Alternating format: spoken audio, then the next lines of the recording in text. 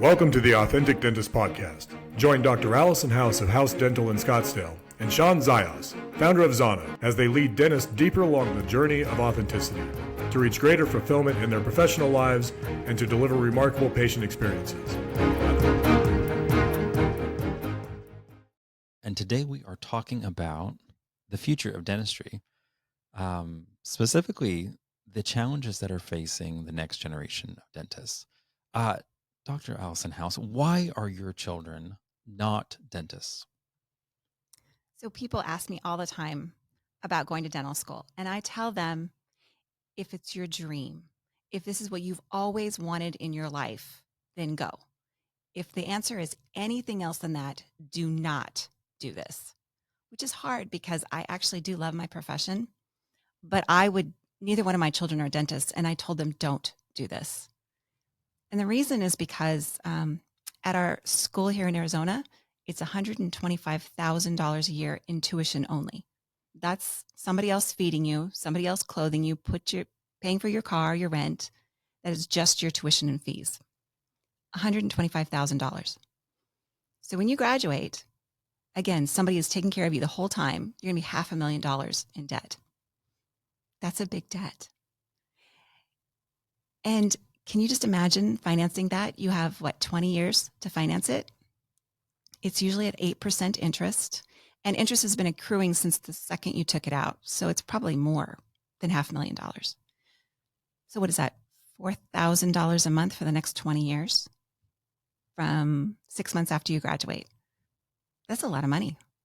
That's a lot of money in student debt. I don't know. I'm worried about that level of debt on how young dentists are going to function, especially if they get a job making $120,000 a year. Just looking at the numbers again, let's say let's just make it 100 because it's easier math.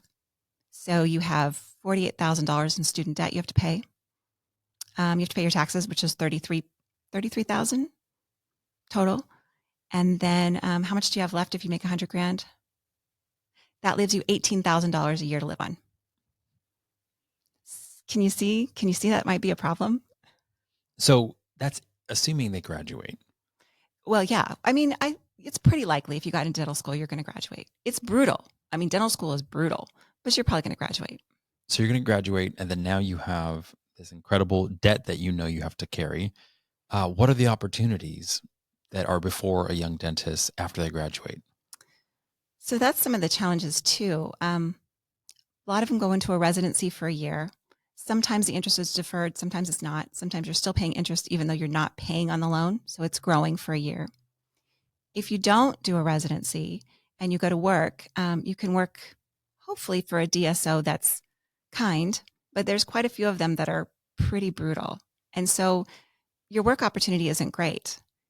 So you get a job and some of them will offer you $100,000 in a signing bonus, which is a lot of money. Oh my God, that would be so cool. So you take the $100,000, you put it towards your loan. So now you only owe $400,000. Seems like a great deal. They're offering you $10,000 a month. But unless you read the contract, which most young dentists don't, the $10,000 a month is a loan until you start producing. So, and you have to pay the $100,000 back if you leave before the end of the year or 2 years. So you're stuck there. Sometimes at the end, you owe them $130,000. So it's not as great as you think it is. There's a lot of challenges.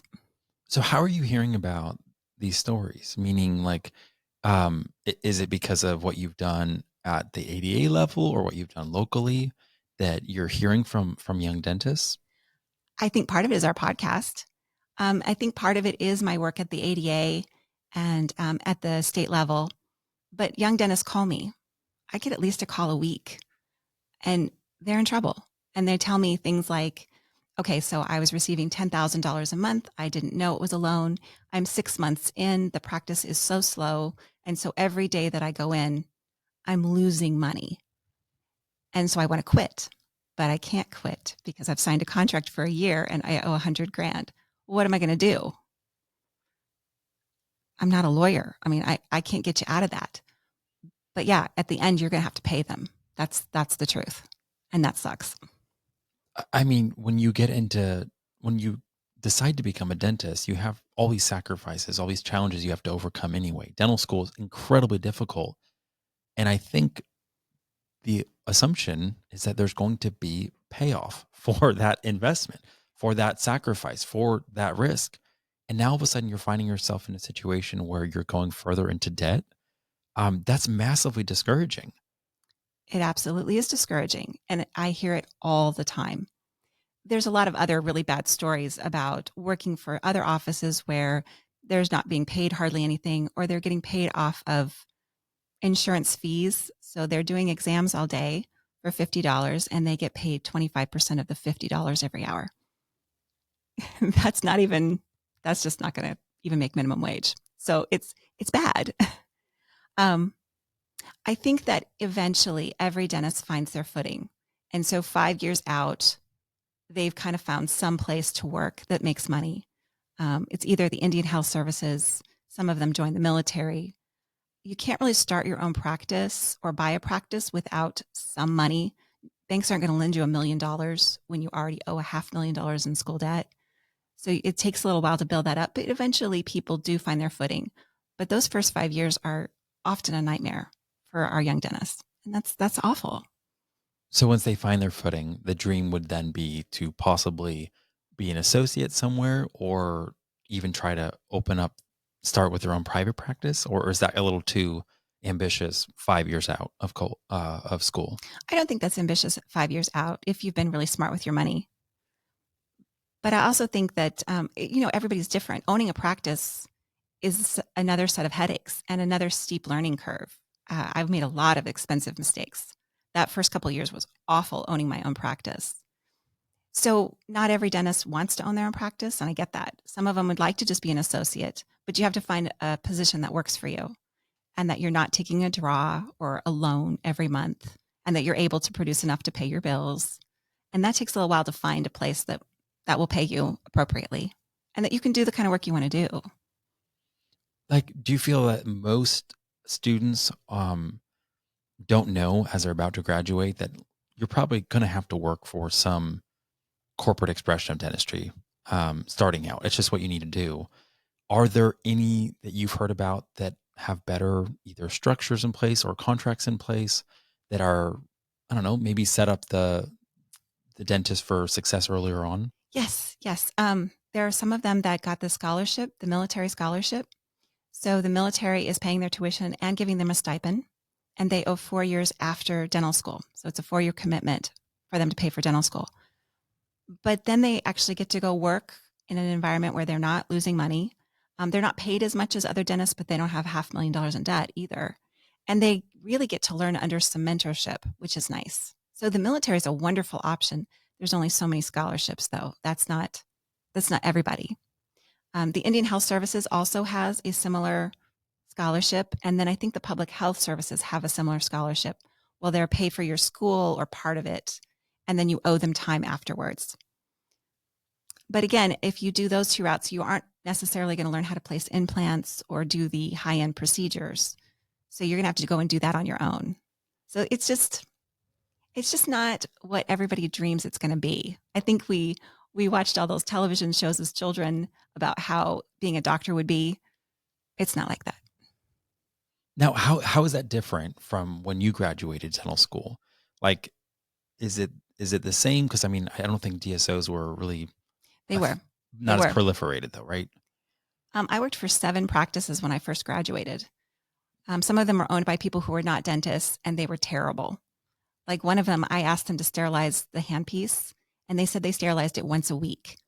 You're supposed to sterilize it after every single patient. This was so upsetting to me. So there's a lot of things that are not so good about those.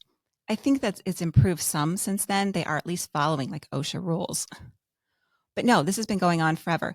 The difference is that Gen X is such a small generation. There were so many jobs. I could have 7 jobs in 2 years because I quit one and I had a job the next day. That's not true anymore. There aren't as many jobs. There's more dentists and there's fewer positions. So as these young dentists are reaching out to you, like practically aside from, you could have read the contract, maybe with a lawyer? Like what advice would you give someone right after they graduate, before they get into their first job? Like what should they be looking for as they're evaluating this opportunity? Well, the ADA, you can contact the ADA if you're a member, and they have a contract service that can help you at least read the contract, because I think that happens to a lot of us. And, I've done this too, where somebody hands me a contract and they say it's standard. This is a lease agreement. It's standard. Just sign it. It's not a big deal. But then when you have a lawyer look at it, it's not standard. There's all kinds of things in there that are not acceptable. But if you sign it, you're stuck. So absolutely have somebody read those contracts. And I know you need a job, but you don't want to just take anything, because you could end further in debt. And you don't want that. So, Allison, I know you love solving difficult problems. With the debt being so large, like this seems like a massive deterrent for other, bright future to get into dentistry. When they're hearing these stories, how do we start kind of instituting something that might be able to, I don't know, just bring resolve? Like how do we lower the cost of dental school? Like, is that something that people at the ADA are trying to figure out how to solve? So one of the weird things that people think the ADA can do things that they can't do. I think it was back in the 80s when people decided that the ADA should not have any control over education or any control over dental insurance. So those were taken out of the ADA's jurisdiction, and they don't have control over how much dental school costs. There's a thing called CODA, and really they're running not how much it costs, but they're running the accreditation for dentistry. So no, I would say the ADA doesn't have any control over how much things cost. The government, however, could have some control over this, because medical school is also very expensive. I mean, we know college is expensive in general. If you're going to limit how much people make, then you could pay for school. There's other options. Yeah. Like, I don't know. I just feel like it's something where we want the best for the next generation. And at the same exact time, we want qualified educators. And that's where it's like, if you cut on one end, maybe you sacrifice not getting the best educators because they're not getting what they need. But at the same exact time, well, it's this whole strange circle. If you think about it, the public feels like dentistry is very, very expensive, so they don't want to pay for it. So then insurance companies reimburse at a lower rate. My haircuts are more expensive than a filling, which doesn't make sense to me. So they've reduced our fees to a point where dentists can't really manage the overhead, so business people have come in to manage it. And now they're not letting them do fillings, they're only doing crowns. So, I mean, it just keeps spinning into, and then the dentist is stuck because they owe all this money from education. So it's this weird circle that I don't know where in the circle you can start solving the problem. I mean, obviously it's something we keep talking about, but where can you make some inroads to stop the cycle from continuing? Because it just continues to spiral. Thank you for listening to the Authentic Dentist Podcast. To join Allison and Sean on this journey, hit the subscribe button to never miss an episode. Here's to your success. Express yourself fully. Live authentic.